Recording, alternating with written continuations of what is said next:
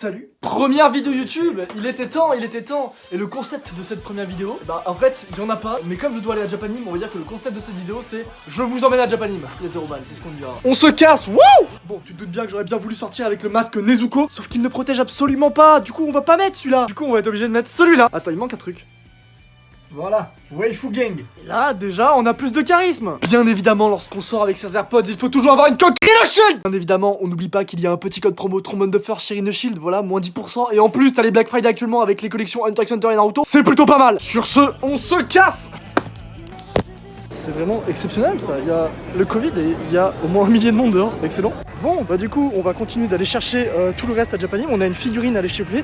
Mais avant ça du coup on a un tout petit chaos, donc on a un petit feu là, on a un autre petit feu juste là, mais c'est pas grave, écoutez, nous on est là avant tout pour l'amour du Japon. On va absolument toutes les lacrymos pour toi. Alors oui, les lacrymos sont peut-être en train de m'exploser le nez et les yeux, mais on a des sacs Japanim et là ça va être incroyable. Toujours avoir des priorités dans la vie, des mangas avant tout. Ah, je pleure, ça pique. J'en peux plus.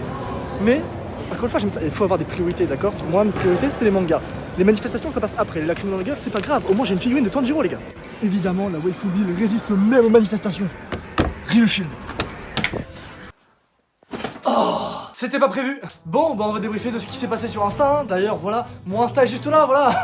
Je suis un forceur. Et après avoir bravé le gaz, après avoir bravé les flammes, après avoir blasé les CRS et les manifestants, ouais les deux parce que sinon c'est pas assez drôle, nous avons réussi à avoir le Saint Graal. Tout ce qu'on a acheté, je vais vous faire, du coup, bah, je vais vous dire ce que j'ai acheté.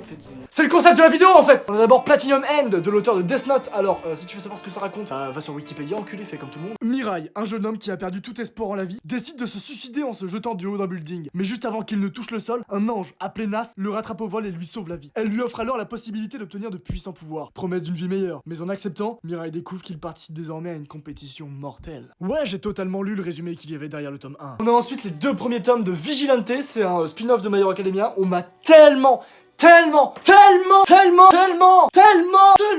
fait chier pour que je le lise que bah du coup je vais enfin le lire. Et en dernier manga nous avons Spy X Family, une série de chez Kurokawa. Alors je vous invite vraiment à le découvrir, c'est une patate ce truc. C'est une histoire d'espion, un espion qui va en fait découvrir que sa mission c'est de créer une vie de famille. Sauf qu'une vie de famille et un espion, tu te doutes bien, ça n'a rien à voir en fait. Et donc il va essayer de créer une famille. Et pour le premier membre de sa famille, il va prendre une petite fille qu'il aura trouvée dans un orphelinat. C'est gratos les enfants apparemment à Londres, hein, c'est génial. Mais il se trouve que cette petite fille avait en fait des pouvoirs magiques. Non, jure, waouh, incroyable, je suis épaté, c'est fou. Non, pour soi c'est normal qu'elle ait des pouvoirs, bah sinon il y aurait juste pas d'histoire en fait. Hein. Le deuxième parent sera une assassin. Ça veut dire que là-dedans t'as une fille qui sait lire les pensées, son daron c'est un espion, sa daronne c'est une assassin.